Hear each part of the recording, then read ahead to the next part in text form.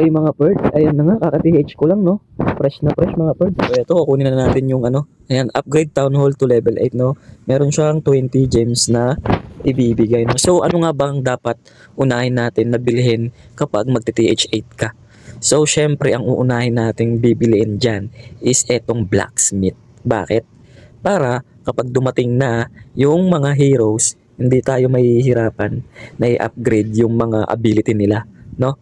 So, ang sunod natin is dito tayo sa resources, wag yan. Sa defense na lang.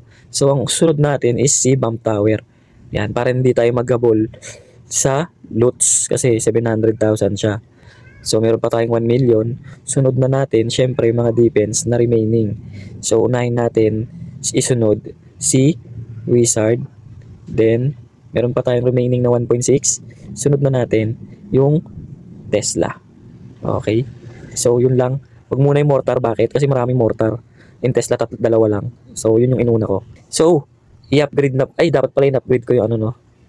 In-upgrade ko pala dapat to, no? Yan. Upgrade natin, 10 lang naman eh. Yan, okay lang yan. Para magka-Queen Mia na tayo. Okay, yun lang mga Purdy. Yan, hinabol ko lang yung Queen Mia, no? Importante kasi siya. Okay? Pakak.